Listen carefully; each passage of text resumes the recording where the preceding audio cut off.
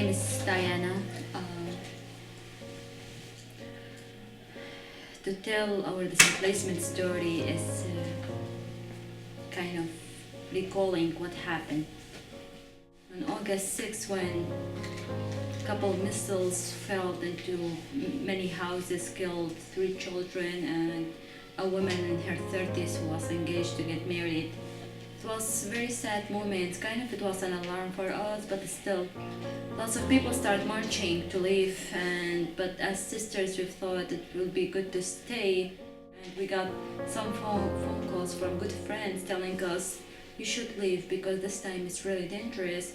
We put all our trust in Peshmerga because they promised us to protect us. And until the last minute, we were so secure they will protect us, but when we saw them taking their uniform off, we thought that the time of danger has really arrived. So the priorists gathered us and the decision was made by the General Council, who were given less than half an hour to pack whatever we want to take. So most of us were kind of shocked. We didn't take anything with us, just a pair of clothing.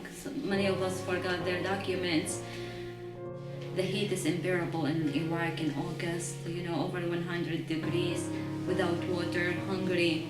By the time we got here, it was more horrible to see people scattered everywhere like a sheep without shepherd, on the streets, on the yards, and the churches, everywhere.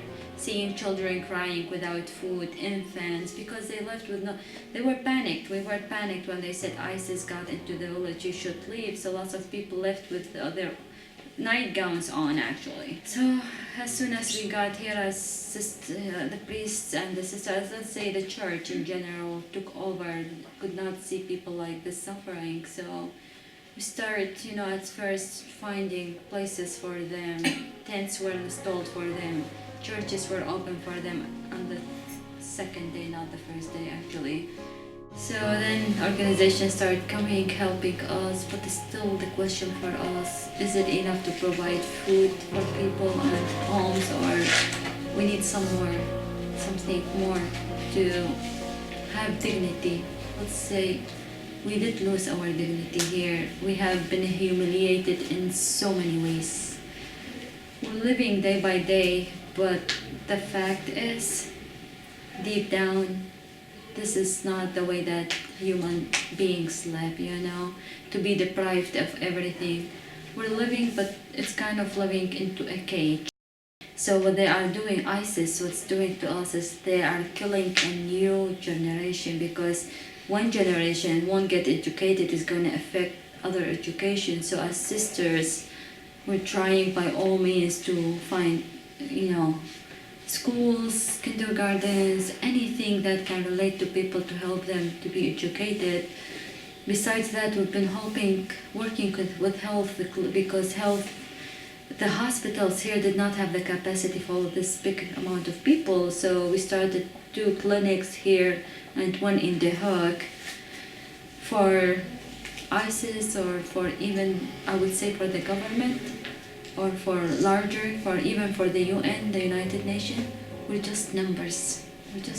We're not considered a human being. And I would say we can't do anything, because Jesus said, whoever beat you, give him your other cheek. But would say God is the one who knows how, to treat everyone by their works, and that's how we count.